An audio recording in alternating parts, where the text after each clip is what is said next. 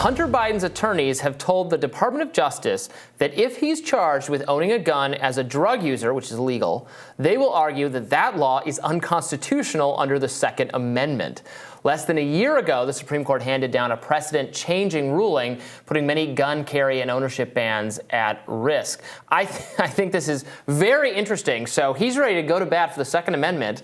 Will the NRA be filing an amicus brief to support his position that he should be able to own a gun even if he's a drug user? That's not philosophically, I don't think that's a crazy argument at all to make. I don't think most drugs, maybe all drugs, I don't think should be illegal anyway. So I am not all about disenfranchising people merely because they use drugs.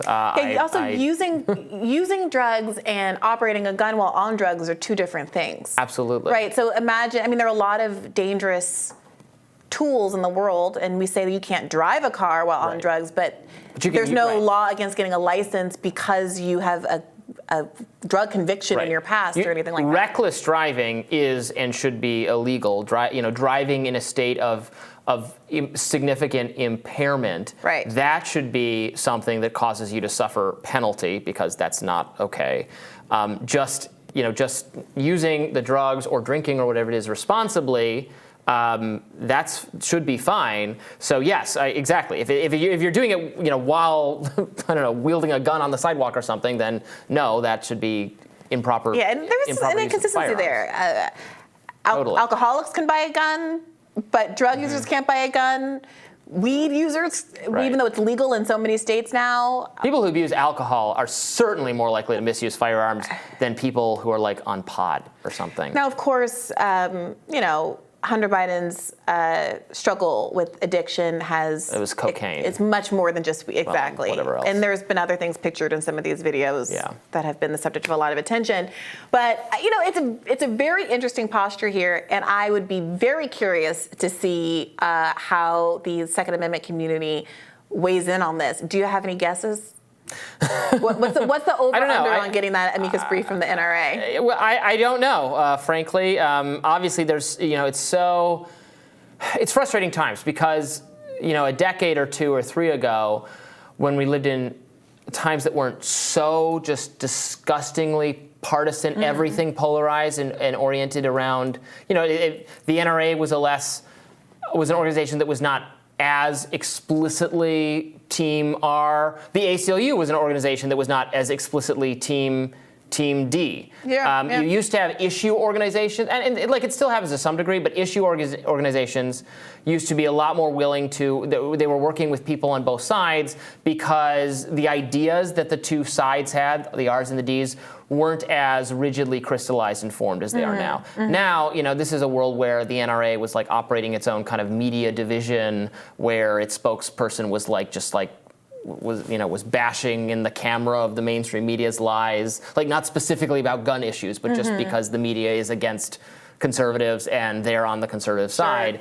So I think the answer to your question is probably no, and that's a shame because I used to say I was a supporter of, I didn't donate money to them or anything, but I supported the missions of both the ACLU and the NRA. And now I think a lot of organizations that were civil libertarian in nature have become partisan in nature, and it's frustrating. Yeah, for sure. This is fascinating. So to keep in mind specifically the language on the form, when he bought the gun, the federal form asked him to avow that he was not, quote, an unlawful user of or addicted to any controlled substance. So there's two pieces there. So earlier I was like, well, what if you use marijuana? And technically there's a world in which, I guess, I don't know if it's legal on a state level or a federal level since this is a federal form. Right, but that's it's one not piece legal of it. Well, it's still a controlled substance on a federal form. So this is a huge problem in the discrepancy between how the federal government treats it and how state governments, there's a patchwork of responses, which I think is fine. I would decriminalize all drugs everywhere all the time.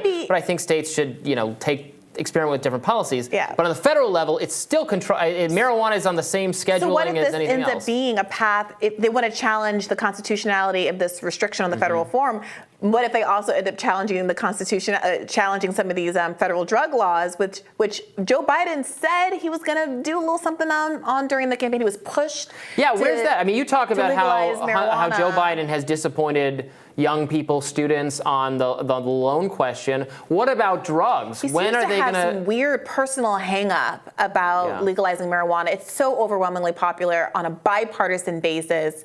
It would obviously help, at least in this limited fashion, potentially his son in this lawsuit. It'd be very interesting to see if there was any wiggle room on that. But then the second part is addicted to any controlled substance, and that's kind of an interesting one. How do you measure that? I'm not an addict. I can quit anytime. Exactly. Yeah. Is it that you've done a stint in rehab, that you've admitted that you, I mean, obviously Hunter Biden has talked about and admitted to having addiction problems.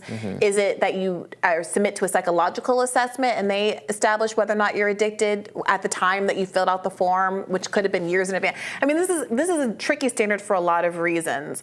And it's remarkable that we're in a time where this is a public news story in an election season about the family member of the Democratic chosen nominee, and the Democrats are simultaneously saying we absolutely shouldn't entertain any alternatives in the Democratic primary. Right. This also reminds me of, actually, I was on Fox Business Channel last night talking about a variety of things, including apparently, the Heritage Foundation, the conservative organization, is involved in is trying to get Prince Harry his immigration record papers because he's admitted in the interviews, in the book, in the interviews, to some drug use. But in order to get a visa to come to the U.S., he had to attest that he's not on drugs. So while I appreciate that I don't think royal people should be treated differently than everyone else, and it remains the case that famous people, political scions, get out of drug involvement where ordinary folks have the books thrown at them, and it's totally hypocritical and unfair. I mean, again, I would solve this by we should decriminalize drug use. So I don't want to deport Harry over whether he used drugs. It's silly, and we only know about honestly, it. And I don't want to put Hunter Biden in jail or prosecute him because he used drugs or was a drug addict.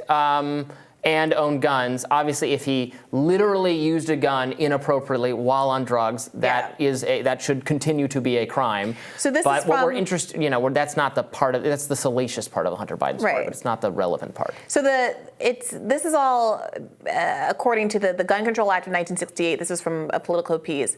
It prohibits unlawful drug users from possessing firearms. The Bureau of Alcohol, Tobacco, and Firearms says this ban applies to people who have admitted to using illegal drugs in the 12 months before buying a gun. So that's an interesting wrinkle as well. Do we think it's less of a stripping of rights if it's time limited in that way? It's not that you can never have used drugs or never have been addicted to drugs, but just in the lead up to buying a gun, they want you to be not an addict. Yeah. And not maybe a user of illegal drugs. It's interesting. Yeah, very interesting. Well, we'll continue to follow Hunter Biden's quest to save the Second Amendment, I suppose. Tomorrow on Rising, we will actually hand over the baton to Jessica Burbank and Amber Athey. Briahna and I will be back with you on Monday. Be sure to like, share, and subscribe so you never miss any content. I just ran into a listener listening to the podcast to the show in a podcast form yesterday when I was walking through DC. So I'm glad to hear that some of you are availing yourselves of that format. We love meeting fans of the show in the wild. I do, at least. I do as well. Shout out to you, Eric. All right. We will see you next week, and tune in tomorrow for the Jessica Burbank and Amber Athey. They'll be great. Take care. Bye-bye.